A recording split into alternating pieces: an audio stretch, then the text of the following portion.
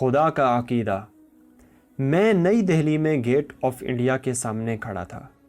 Get of India تعمیر اور سنگ تراشی کا ایک بے حد حسین نمونہ ہے۔ وہ مشاہدہ کی زبان میں بتا رہا ہے کہ انسان کیسی انوکھی صلاحیتوں کا مالک ہے۔ وہ گیٹ آف انڈیا جیسی ایک چیز کو پیشگی طور پر سوچتا ہے، وہ اس کا منصوبہ بناتا ہے اور پھر عملاً اس کو وقوع میں لاتا ہے۔ اس کو دیکھ کر مجھے خیال آیا کہ اگر تمام ستاروں اور سیاروں اور تمام درختوں اور جانوروں سے کہا جائے کہ وہ ایک گیٹ آف انڈیا بنا دیں تو سب مل کر بھی اس کے جیسی ایک عمارت نہیں بنا سکتے۔ یہی دوسرے تمام انسانی واقعات کا حال ہے۔ انسان جو کام کرتا ہے وہ اس کی انتہائی نادر استثنائی خصوصیت ہے۔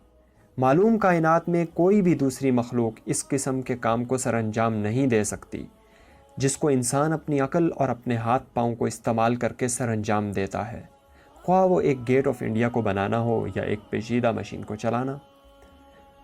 انسان سے خدا کو یہ مطلوب تھا کہ وہ خدا کی شعوری معرفت حاصل کرے، وہ اپنی عقل سے خدا کو پہچانے۔ اس لیے اس نے انسان کو ایسی ممتاز تخلیق کے ساتھ پیدا کیا۔ جس طرح انسان ساری کائنات سے ممتاز ایک ہستی ہے، اس طرح خدا انسان کے مقابلہ میں ایک ممتاز تر ہستی ہے۔ انسان اگر اس فرق پر غور کرے جو اس کے اور بقیہ کائنات کے درمیان ہے تو اسی پر وہ اسی فرق کو قیاس کر سکتا ہے جو اس کے اور خدا کے درمیان ہے۔ خدا اسی امتیازی فاصلے کی آخری اور انتہائی شکل ہے جس کا آدمی اپنے اور کائنات کے درمیان فاصلہ کے ذریعے تجربہ کر رہا ہے۔ خدا کو سمجھنا اتنا ہی آسان ہے جتنا اپنے آپ کو سمجھنا۔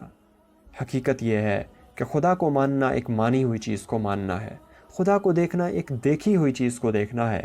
انسان جس واقعہ کا ہر آن تجربہ کر رہا ہے، اس واقعہ کی توسیع کا دوسرا نام خدا کا عقیدہ ہے۔ انسان اس کائنات میں فل سٹاپ نہیں۔ پھر اگر کائنات کے آگے انسان کا درجہ ممکن ہے تو انسان کے آگے خدا کا درجہ کیوں ممکن نہیں؟ مولانا وحید الدین خان۔